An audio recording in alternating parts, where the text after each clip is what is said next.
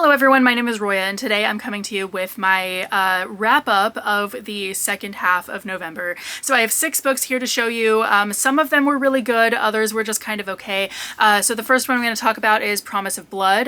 This was a little bit disappointing in its lack of depth. I kind of wanted more out of this world and these characters, and I felt like the vast majority of the story was kind of just the action and conflict without the kind of why am I wanting to be invested in this? Why do I care? Queen's Gambit by Elizabeth Fremantle. This is a historical fiction about Catherine Parr, who was the last one of King Henry VIII's 6 wives, the one who actually outlived him.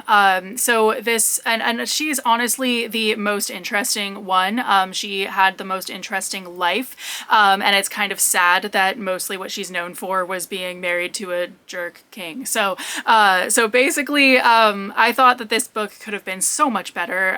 It was really dry. It was told in just such a dry, boring way, and I was really bored reading this. I really wanted more out of this, and I think part of it is just the storytelling style, the narration, the writing style. It was just very, very dry compared to most of what I read, and I'm like, okay, and so I just found it kind of funny that this is compared to, you know, this is recommended for people who like Philippa Gregory's books, and yet this was so much more dry. It's like there was nothing in common with anything that I've read by Philippa Gregory, which is a lot.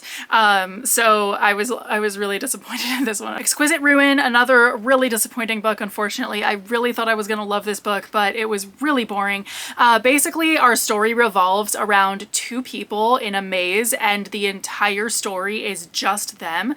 There are very, very few other characters in this, and there's so little going on, and it's so boring. Basically, our main character has no memory of why she's there, and then the love interest is basically competing against her in this maze, but his memory is a lot more intact than hers, and he at least remembers who he is and who she is and all of that, but she has no gosh darn idea. And everything that happened was just so uninteresting, and nothing was making me go, oh, why are they in this maze? Why doesn't she have her memory? What does she not remember?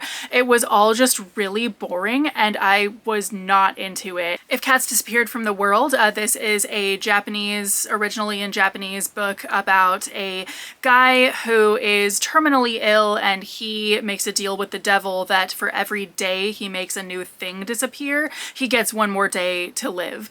And finally, and unfortunately, he does not get to pick what disappears, because he's thinking, oh, just make like lettuce disappear or something. But no, the devil gets to pick what stuff disappears. So when it comes to making cats disappear, he realizes he can't do it. He cannot allow cats to disappear, because what is life without cats?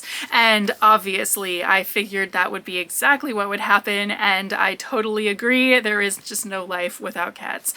So this was a really short, super quick read and really adorable, but obviously it is also sad because it is from the point of view of someone who is dying pretty much any day, which is really sad. But anyway, the next book here is The 7 Moons of Mali Almeida. This was amazing. It's so hard to describe this book. I'm not even sure how to summarize it right here in just a short, you know, nice little summary with a bow on top at all. But suffice it to say that it is queer. It has great narration. It's so voicey, and so just the narrative style of it is just so funny and so great. I just couldn't. Everything that was said in internal monologue was making me laugh. Like there's at one point the main character is trying to like describe what color something is, and he just calls it drag queen purple, just totally nonchalantly, and I just thought that was so funny. And so there were a lot of little asides like that I just thought were great. And this whole book was just so profound and so weird, and I'm not even sure what I necessarily learned from it. I just feel like better having read it. I don't know what the deal is there, but it was really good and I highly recommend it. And finally, Ruthless Vows. This is the sequel to Divine Rivals. I didn't like this one as much as Divine Rivals. So Divine Rivals, which I wrapped up in my last video, was about basically this girl who uses a magic typewriter to try to write letters to her brother, but they end up going to some unknown person who has the other magic typewriter. And she doesn't know that it's her competitor from work, and they fall in love. This book is basically picking up where that one left off, where they have been separated because of just some stuff going on involving the backdrop of this war between two gods, basically.